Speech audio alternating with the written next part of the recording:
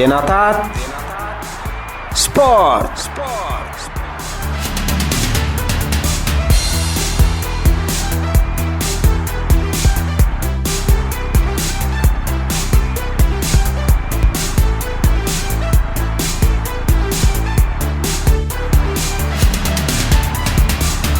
سخبركم تخاتلتي زيناتات سبورت نلومي زدلنايو حصرت زيناتات سبورت قصيلنا نسعبلكم سناي مكتتال أربعة إيرتراوان تقدادمتي نشلمات بلوز تقدادم أفريقيا 2020 تحاتيهم عسرت أفريقيا تقدادمتي بشغلتا بلوز شلمات أفريقيا 2020 نموساد نتي عمتاوي بودبتي لا تروبيكالا أميسا بونغز وهاب شلمات كم التحاتي تحبيرو عوتات دمازمت 16 تحساس كفلت يوم بمسرت مربب حبريتا جورنال دي غابون بلوز شلمات أفريقيا 2020 خوستو تحاتيهم كابزلو عسرت تقدادمتي اتوم 4 إيرتراويان كوينوم نساتهم دما بنيام غرماي كاب كلب نيبو ديل كوان بروفينس هينوك ملوبرهان كاب كلب انتيتي ياكوب دبساي كاب كلب لا كونت غروباما اف دي جي كوم دما ناتنايل تسفاتين كاب كلب اندروني جوكاتولي سيدرميك مخانوم تفليتو مزام 4 إيرتراويان ود بوركينا فاسو بول داومنت إثيوبياوي هالي ميكائيل مولو دبو أفريقاوي دار ليمبي كاميروناوي كلوفيس كامزون روانداوي مويس موغيشا الجيراوي يوسف رغوغي تحاتيوم زلو مخانومون تحبريتا وسيخا رديو إيرتراوان تقدادمتي بنيام غرماين ناتنيل تسفاتينن كمون دبو أفريقاوي دار ليمبي نايز عامت بلوز تتصاوتاي تباهيلهم كرقحو لعل تتبتاغيرلهم زلو 3 تتصاوت تخون زخرو دما تحبيرو المحجين زي بدرجة أفريقا زوهاب شلمات إيرتراوان تقدادمتي ناتنيل برهاني أب كوتيشن 10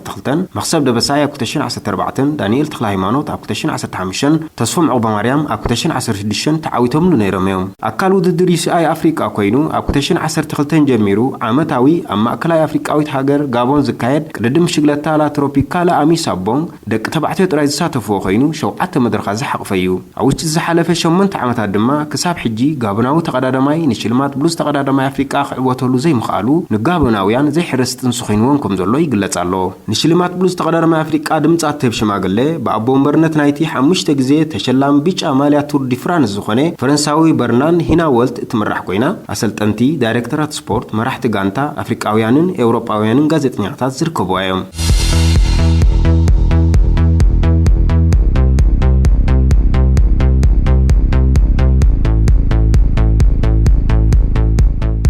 رونالدو تعواتي شلمات ورق ጫማ ኮይኑ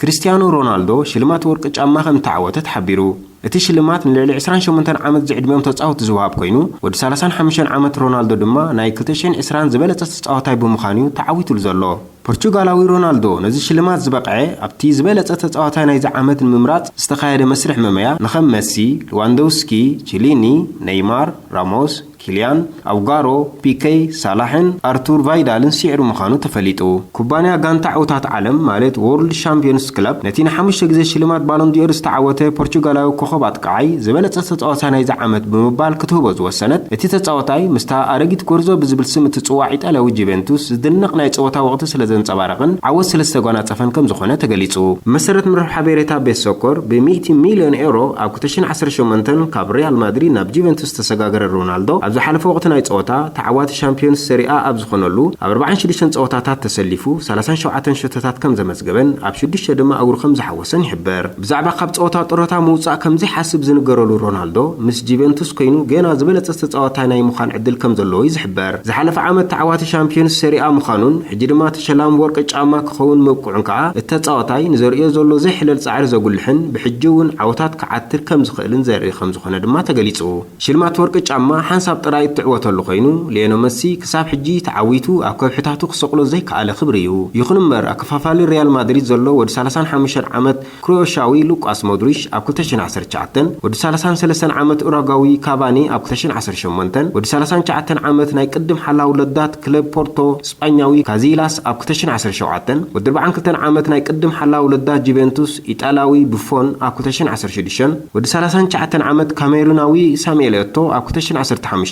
كم دما ود 36 عام اسبانياوي اندريس انيستا اب 2014 نشلمات ورق ጫማ تعاويتهم له خاب زلو بلوصاتن كواخبتن تጻوتيهم ازي كم زيلن كله ايطالياوي بعلوانينن بريزيدنت كلب جوفنتوسن اندريا اغناليون ناي فلما ناي كبر شلمات ورق ጫማ تعدال كخون بقيخم زلو تفليطو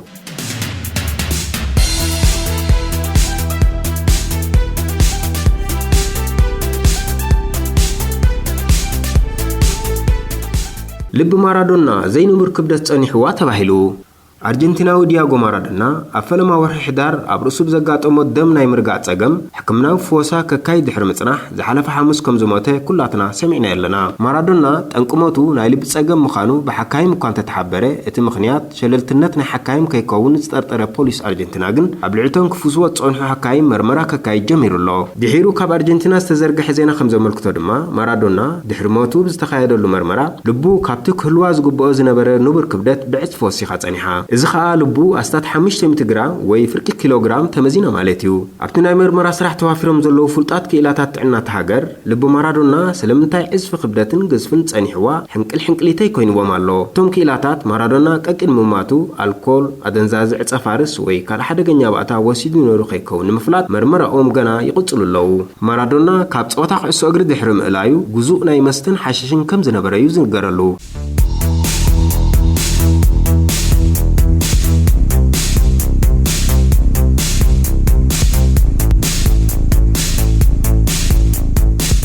ተደጋጋሚ ስዕረት ሪያል ማድሪድ ንዘይዳን ኣብ ምልክት ሕቶ ከም ዘእተዎ ይግለጽ ኣሎ። ሪያል ማድሪድ ዝሓለፈ ቀዳም ምስ ኣላበስ ኣብ ዘካየደቶ ናይ ላሊጋ ጸወታ ንዘጋጠማ ስዕረት ብሰሉስ ምሸት እውን ኣብ ናይ ሻምፒዮንስ ሊግ ጸወታ ደጊማቶ። ማድሪድ ኣብቲ ምስ ዩክሬናዊት ጋንታ ሻክታር ዶኔስክ ዘካየደቶ ግጥም ዘሕፍር ስዕረት እዩ ገጢምዋ። ክልተ ብባዶ ተረቲዓ ድማ ካብ ሜዳ ርእሳ ዲና ወፂኣ። ድሕርቲ ዘጋጠመ መሪር ስዕረት ኣሰልጣኒኣ ፈረንሳዊ ዜኔዲን ዘይዳን ኣብ ሜዳ በርናቡ ናይ ምጽናሕ ተኽእሉ ኣብ ሓደጋ ወዲቑ ምህላው ይግለጽ ኣሎ። ወላካ ዘይዳን በቲ ጋንቱ ዘጋጥማ ዘሎ ተደጋጋሚ ስዕረት ካብ መዝነቱ ከም ዘይባረር ይዛረብ እንተሎ ብዙሓት ተንተንቲ ስፖርት ግን ዘይዳን ምስ ማድሪድ ናይ ምቅጻል ዕድሉ ኣብ ምልክት ሕቶ ኣትዩ ከም ዘሎ እዮም ዘመልክቱ። ካልኦት ተንተንቲ ድማ ሓለፍቲ ሪያል ማድሪድ ጋንቶኦም ምስ ሻክታር፣ ሴቪያ፣ ግላድባችንን ኣትሌቲኮ ማድሪድን ብሕጂ ንጽበያ ዘሎ ግጥም ዝተዓዘቡ ኣብ ጉዳይ ዘይዳን ውሳነ ክህቡ ምዃኖም እዮም ዝሕብሩ ዘለዉ። ማድሪድ ኣብ ጽበያ ዘሎ ግጥም በዳሂት ኮይና እንተዘይቀሪባ ኣብዚ ወቅቲ እዚ ዝኾነ ጽዋእ ናይ ምልዓል ተስፋ ስለ ዝቕህም ዚዳን ካብ መዝነቱ ናይ ምብራር ተኽእሉ ክዓቢ ምዃኑ እዮም እቶም ክኢላታት ወሲኾም ዘመልክቱ።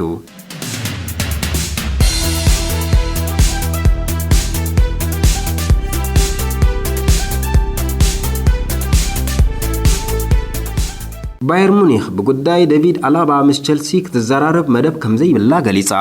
ብሉጽ ተኸላኸላይ ባየር ሙኒክ ዴቪድ አላባ ካብታ ጀርመናዊት ክለብ ወፂኡ ናብ ቸልሲ ከምሪሕ ዝብል ሓበሬታ እኳ ብሰፊሑ ይናፈስ እንተሎ ክለቡ ግን ዝመጽእ ጥሪ ኣብ ዝኽፈት መስርሕ ምስጋር ተጻወቲ ብዛዕባኡ ኣመልኪታ ምስ ቸልሲ ዝርርብ ከተካይድ መደብ ከምዘይ ይብላ ኣነጺራ። ባየር ሙኒክ ነዚ ትሕብር ዘላ አላባ ምስታ ጋንታ ፈጺሙ ከምዘይ ማእምኦን ሽግሩ ገና መፍትሒ ተሳዒንዎ ምህላውን ብሰፊሑ ኣብ ዝግለጸሉ ዘሎ እዋን እዩ። ተወዲ 28 ዓመት ኦስትሪያዊ ተኸላኸላይ ምስ ባየር ሙኒክ ዘለዎ ውዕል ኣብ መወዳእታ ናይዚ ወቕቲ ጸወታ ስለ ዘብቅዕ ዝመጽእ ክረምቲ ናብ ደለያ ጋንታ ብናጻ ካብ ምስጋር ዝዓግቶ ኣይኮልዎን እዩ። ቸልሲ፣ ማንቸስተር ዩናይትድን ማንቸስተር ሲቲን ድማ እተን ኣብ ፕሪምየር ሊግ ተገዳስነት ኣሕዲረናል ዘለዋ ክለባት እየን። እዚ ይኹን እምበር ቸልሲ ኣብ ዝሓለፈ ክረምቲ ዝዓደገቶም ክልተ ተጻወት ቲያጎ ሲልቫን ቤን ቺልዌልን ነቲ ዝነበራ ሃጓፋት ብግቡእ ስለ ዝዓበሱላ ንዴቪድ አላባ ከተፈርሞ ዝነበራ ልዑል ድሌት ኣብዚ እዋን ኣብ ቦትኡ ከምዘየለ ማዕከን ዜና ስካይ ጀርመን ሓቢራ።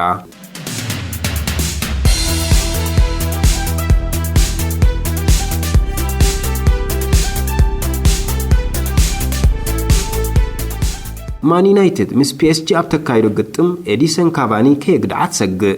ማን ዩናይትድ ሎም ረብዕ ምሸት ኣብ ግጥም ሻምፒዮንስ ሊግ ኤውሮጳ ምስታ ጎብለል ሊግ ፈረንሳ ዝኾነት ፒኤስጂ ክትገጥም እያ። ዓሌታዊ ጸርፊ ተጻሪፍካ ተባሂሉ ብፊፋ ምርመራ ዝካየደሉ ዘሎ ኣጥቃዓይታ ጋንታ ኡራጋዊ ኤዲሰን ካቫኒ ኣብቲ ግጥም ኩነታ ኣእምርኡ ብኣሉታ ከይትንከፍ እሞ ነታ ጋንታ ከየግድዓ ንኦሊጋነ ሶሊሻየር ሻቕሎት ፈጢሩሉ ኣሎ። ሶሊሻየር ፊፋ ኣብ ልዕሊ ካቫኒ ተታሓይዝዎ ዘሎ ዕቱብ መርመራ ንስነ ኣእምሮ ናይቲ ተጻዋታይ ብኣሉታ ከይጸልዎ ከምዘይተርፍ ድሕሪ ምግላጽ ኣብቲ ጋንቱ ምስ ፒኤስጂ ተካይዶ ግጥም ካብቲ ተጻዋታይ ክትረኽቦ ዝግባእ ኣበርክቶ ከይትስእን ይሰግእ ምህላው ሓቢሩ። ማን ዩናይትድ ዝሓለፈ ሰንበት ምስ ሳውዝሃምፕተን ኣብ ዘካየደቶ ናይ ፕሪምየር ሊግ ግጥም ኤዲሰን ካቫኒ ተቐይሩ ብምእታው ክልተ ሽቶታት ከም ዘመዝገበላን ኣብቲ ጸወታ 3-2 ተዓዊታ ከም ዝወጸትን ይዝከር። እንተኾነ እቲ ወዲ 33 ዓመታት ቃዓይ ድሕሪ እቲ ጸወታ ኔግሮ ዝብል ዓሌታዊ ጸርፊ ኣብ ማሕበራዊ ሚድያ ብምዝርግሑ ካብ ዝተፈላለየ ማዕዝን ብዙሕ ኩነኔ ከም ዝመጸ እዩ ዝግለጽ ዘሎ። እቲ ዝዘርግሖ ጸርፊ ደሜ ደይሉ ንሰባት ከቕሕር ዝገበሮ ምዃኑ እንተተረጋጊጹ ድማ ካቫኒ ብውሕዱ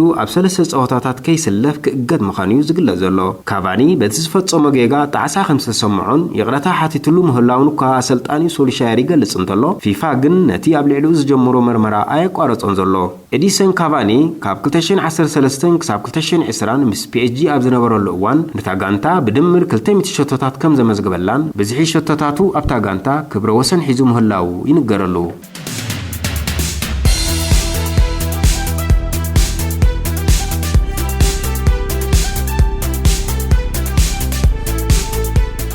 አርሰናል ዝመጽ ሐሙስ ኣብ ተካይዶ ግጥም ሊግ አውሮፓ ንዴቪድ ሉዊስ ክትከስሮያ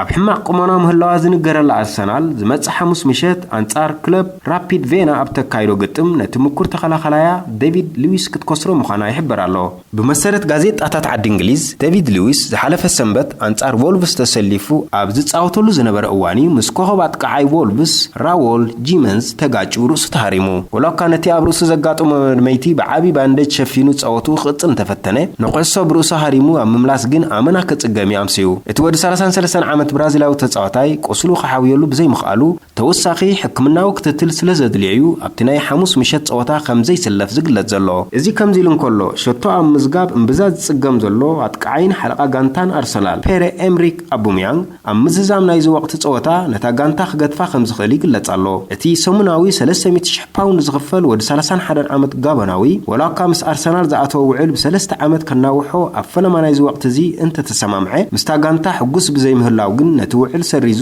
ክወጽእ ይደናድን ከም ዘለዮም ምስቲ ተጻዋታይ ቅርበት ዘለዎም ወገናት ዝሕብሩ ዘለዉ አርሰናል ኣብ ፕሪምየር ሊግ ዛጊት ኣካይዳቶ ካብ ዘላ 10 ጸወታታት 13 ነጥቢ ጥራይ ብምህላል መበል 14 ተርታ ሒዛ ትርከብ ሕጂ እውን ካብ ናይ አርሰናል ዜና ከይወጻና ናይ ቅድም ምኩር ተኸላኸላይ አርሰናል ዝነበረ ፈረንሳዊ ፓትሪክ ቬራ ፈረንሳዊት ክለብ ኒስ ንመንእሰይ ተጻዋታይ አርሰናል ዊሊያም ሳሊቫ ከተፈርሞ ምድላያ ቁኑዕ ምዃኑን ከም ዝድግፎን ገሊጹ ክለብ ኒስ ዝመጽእ ጥሪ ኣብ ዝኽፈት መስርሕ ምስጋር ተጻወቲ ነቲ ወዲ 19 ዓመት መንእሰይ ንምፍራም ኣብርቲዓ ትጽዕር ከም ዘላ ይዝሕበር ዘሎ ዊሊያም ሳሊቫ ኣብ ዝሓለፈ ዓመት ካብ ክለብ ሴንት ኤቴነ ብ27 ሚልዮን ፓውንድ ናብ አርሰናል መጽኡ ንሱ ኣብ ሊግ ካብ ዝጻወቱ መንእሰያት ሓደ ካብቶም ዝበለጹ ተኸላኸልቲ ከም ዝኾኑ እዩ ዝንገረሉ እዚ ይኹን እምበር አሰልጣኒ አርሰናል ሚኬል አርቴታ በሁሉ ኩነታት ሳሊባ ሕጉስ ከም ዘየሎ ድሕሪ ምግላጽ ዝመጽእ ጥሪ ነቲ ተኸላኸላይ ብልቃሕ ከፋንዎ ድሉ ምህላዊ ዝሕበር ዘሎ